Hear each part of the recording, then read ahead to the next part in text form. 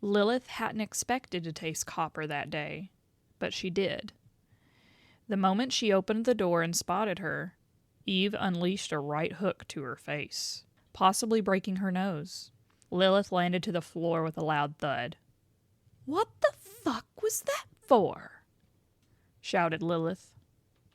"That was for lying to me about Adam eating the apple first, you bitch!" Eve retorted. Okay, she deserved that. It was surprising to see Eve hold on to that grudge for 5 centuries. Wiping the blood from her nose, Lilith wobbly got back on her feet. For a woman who was about 2 heads shorter than herself, she packed a mean punch. "I'm sure you didn't come all this way just to punch me in the face, right?" Lilith joked. "You're right," Eve replied. "I need to punch Lucifer, too." She wiped the blood off her fist onto her dress. Normally Lilith would stop her from punching her husband, but she was bored out of her mind, and Lucifer could definitely take a hit. This would be funny. "I'll call him down for you." Lilith opened the door leading to the hallway and shouted, "Lucy, an old friend is here to see you." Lucifer was working on a new duck. This might be his greatest masterpiece this century. A duck that could roll over. Easier said than done. But once it was done, surely Lilith would have more than 2 words to say about his new creation. As Lucifer continued his work, a loud banging sound could be heard at the castle doors. Very unusual, since there was only Lilith and him in the pride ring. Perhaps it was one of the sins. But his schedule was free today, so it was probably Lilith for whatever reason. After several minutes, his wife called to him, "Lucy, an old friend is here to see you." An old friend? That could be anyone. So many people from his past were his friends. Or perhaps they were. It had been a long time, and he might not be as well liked as before. He did ruin creation, after all. Still, who wouldn't want to see an old friend? His duck could wait. Lucifer removed himself from his desk and approached his mirror, inspecting himself. And with a snap of his fingers, his body magically went through a wash, and his clothes became sparkly clean. He was ready. "Coming, dear," Lucifer shouted as he skipped down the hallway to the entrance. Pushing open the door, he saw his lovely wife, who was suspiciously clutching her nose for some reason. And beside her was... "Eve?" Lucifer exclaimed. Oh fuck, he was not expecting to see her at all. Crap, there was a lot he needed to apologize for. But he could do it. First things first, though. He has to get on Eve's good side, which meant he had to put on the good old Lucifer charm, or Riz, as he liked to call it. Lucifer took a deep breath and started hyping himself up. He had practiced this scenario many times in front of the mirror and in the shower. Eve being here meant that Adam was soon to follow. Once Eve was secured, the 3 of them could tackle Adam when he arrived, and finally all 4 of them could be together once more. How hard could it be, right? He seduced the first woman ever, so seducing the second should be a piece of cake. With his arms outstretched, Lucifer approached Eve with the intention of hugging her. "Hey, bitch," Lucifer exclaimed excitedly. Off to the side, Lucifer could hear Lilith cackling at what just happened to him. Just like Lilith moments before, Lucifer found himself on the floor. He lays on the floor for a minute before sitting up and adjusting his hat. "What was that for?" Lucifer asked as he sat on the floor, still reeling from that punch. One word was all Eve had to say. "Apple!" Okay, yeah. He deserved that. As Eve wiped the angelic blood from her hand, Lilith approached her.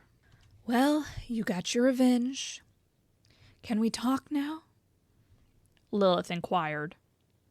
With a nod from Eve, the 3 of them moved to the dining room and seated themselves.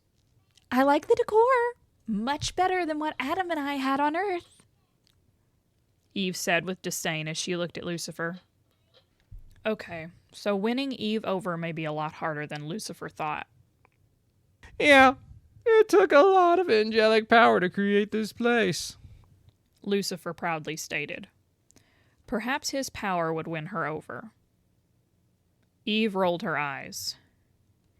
Sure could have used that power back on our first year on Earth. Would have really helped with our survival after getting kicked out. Sensing the tension, Lilith changed the subject. So Eve, how did you pass? Lilith asked. I got sick from something. I wasn't sure what. It kept draining me until I died. Eve said solemnly, but perked up at her next sentence. Sweet Adam was always by my side the whole way. It was so lovely. You should have seen him cry as I was fading. I have never felt more of his love than in that moment. Lucifer and Lilith blinked at her response. Are people usually joyful over the sadness of their loved ones? So, where is Adam? Lucifer asked. He didn't know why, but for some reason he dreaded the answer. He is still alive. Probably hanging out with Aklama. That bitch. Eve spat at her name. Who is Aklama? Lilith asked. Our daughter, Eve clarified. Why do you call your daughter a bitch? Lilith asked. You would have to know her to understand. Eve explained. Lilith and Lucifer looked at each other and just shrugged at Eve's response. Aklama was probably a bitch. You reckon we're gonna see Adam soon? Lucifer asked. Yeah, I mean, we should. I died at 500 years old. Granted, it was from an illness, but Adam shouldn't be far behind. Eve stated. What if he goes to heaven? Lilith asked. Impossible. Eve then went on to explain about Cain and Abel. Ever since that incident, Adam has stopped praying to the angels, so I'm pretty sure he's fallen out of their good graces. The angels never visited Adam after that, so hell should be a shoo-in for him. Eve explained. By the way, is Abel here? Nope. You are the first human soul in hell since the two of us arrived. Lucifer stated. Guess he went to heaven then. Good for him. Eve showed a small smile. She did still love her children somewhat, albeit as long as they didn't interfere with her and Adam. All her children going to heaven would be the best outcome, as it means Adam would be all hers in hell with no distractions. Lucifer, on the other hand, wasn't so sure that something as simple as not praying would bar someone from heaven. They weren't exactly big on prayers, especially Michael. In fact, he wasn't even sure what the prerequisites for getting into heaven were. Oh well, Adam is living a long life. He will probably fuck up somewhere along the line and find his way here, into his arms. Anyway, you are welcome to stay with us, Lilith says, finally having someone else other than Lucifer to keep her company. Not like I have a choice. Your castle is the only thing for miles, Eve states. This is great news for Lucifer. He now has time to get Eve to warm up to them before Adam's arrival, and he now has someone else to show his duck collection to. Things are starting to look up for the original Eden group. Walking into Sarah's office today, Emily was caught off guard when she saw Sarah moving in such a frantic pace. Since her creation over 400 years ago, she had mostly been by Sarah's side, and this is a first. The normally calm, collected Sarah is now repeatedly checking herself in the mirror, even though her appearance hasn't changed. She even caught Sarah quietly sniffing herself. Emily couldn't recall a time when Sarah, or anyone, in fact, ever smelled bad. It seemed like a formal event was about to take place. Looking at the other angels, everyone seems to be preparing for a big ceremony. What is going on? Is something big happening? Emily inquires. My son, the first man, Adam, is about to pass any day now. Sarah explains. So we need to be prepared to welcome him into heaven. Emily had only ever known about Adam from history that was taught to her. It was such a touching story to read, from resisting temptation, and especially about how he willingly gave up Eden to be with his wife, the second wife, not the first. After we greet him and usher him into heaven, this is where you step in, Emily. Your duty as the joy bringer is to bring joy to the new souls that arrive in heaven. So Adam will be your first task, Sarah explains. His life after being removed from Eden has not been easy. So if anyone needs joy, it will be him, especially since this will be all new to him. This is so exciting.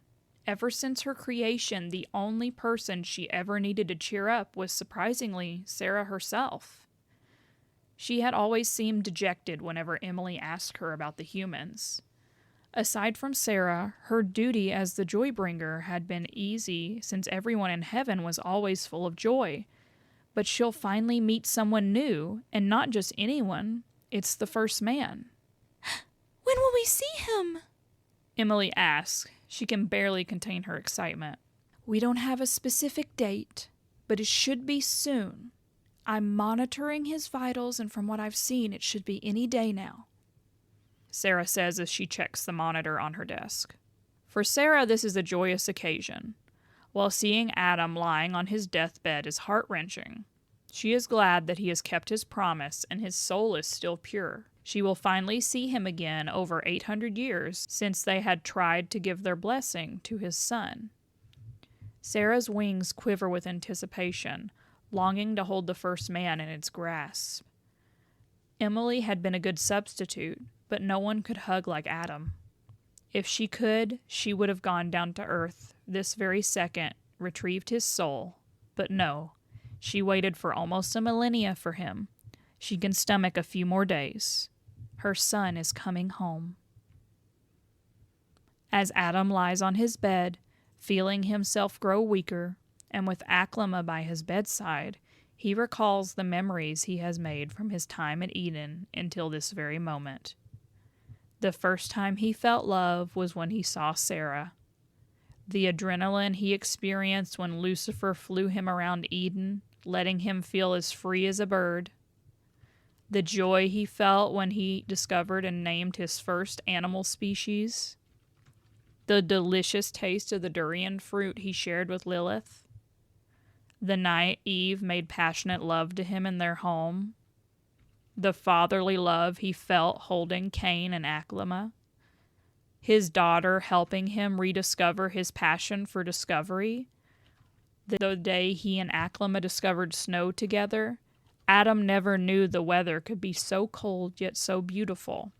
So many fond memories in his 930 years of life. Despite tragedies, Adam can say it was a good life. Adam doesn't know what awaits him after death. Michael had promised him that if his soul remains pure, that he would be welcomed into heaven. Is his soul still pure, though? Would he see heaven, or would he see hell? He doesn't know. Perhaps neither would want him. He would only see eternal darkness. Does Eve still want him? 430 years apart could mean she moved on. But none of that matters. All he wants to do now is to comfort his sobbing daughter as she holds his hand, wishing she would smile the same bright smile she showed him every day. Speaking has become increasingly difficult, and he finds himself with little strength to even squeeze her hand in reassurance. He has told her he loved her many times before, but now he wishes he had the strength to say it once more. As Adam's eyes slowly close, he musters the last of his will and strength to give one last squeeze of her hand, and for one brief moment, Aklama stopped crying. Heaven was in an uproar.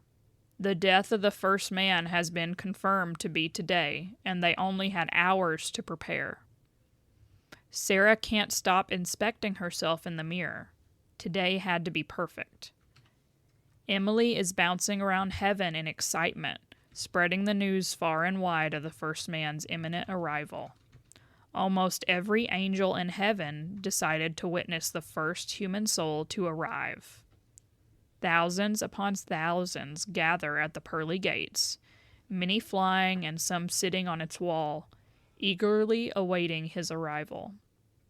Even Michael was present as he stood behind the gate, dressed in more formal attire, but still with one hand resting on his blade, ever cautious. A huge ceremony had been planned for the first man. He would be ushered in by Sarah, and there would be a band, along with an angelic choir, that would sing and play music as he enters. From there, Emily will take over and show him around heaven, introducing him to the sights and wonders of heaven and finally to his new home, ending the day with a huge buffet. Sarah soon arrives and places herself beyond the gates. Unlike in Eden, where it was decided that Sarah be the first person the first man sees, Sarah had demanded that she be the first person he sees upon his arrival in heaven. None of the angels sought to question why nor challenge her request. Full of anticipation, Sarah watches as a bright light suddenly manifests in front of her, slowly taking the shape of a man. When Adam opened his eyes, he saw clouds and a bright amber sky. His body felt light, and the aches he had usually felt due to his old age seemed to be a thing of the past. He raises his hand to his face and saw it no longer had wrinkles. Instead, it had the youthful look it once had back in Eden. He slowly sat up and felt his body. He still had his arms and legs, and his face felt the same. But something was attached to his back. When he inspected it, he was shocked to find wings. Wings with a bright golden shine. He shakily stood on his feet, and once he had his bearings, after adjusting himself to the additional weight on his back, he spread his wings and stretched his body. "Adam?" a familiar voice called out. Turning around, Adam was greeted by the first one he had seen in Eden. "Sarah?" He croaked out. He hadn't seen her since the incident with Cain and Abel. Yet, here she was, standing in her glory just like she had in Eden. Behind her were the walls protecting heaven and its golden gates. Behind those gates were thousands of angels flying above the walls, some crowded behind the gate, all wanting to get a look at the first man. However, none of them were in front of Sarah. Adam and Sarah were the only ones outside the gates. "Welcome to heaven," Sarah said warmly as she opened her arms. Her wings spread wide, eager to wrap him up, the second he dived into her embrace like the countless times before. "Welcome home, son." Sarah had the warmest smile and the most inviting aura. Adam took a step aside, eager to reunite with his mother. But another familiar voice wormed its way into his head. Instead of feeling joy and elation, Adam felt fear. Eve's words have come back to haunt him. "It is as I said before, dear husband. Those angels bring nothing but trouble. Our family would still be whole if they had not baited us with their blessing," Eve had once said.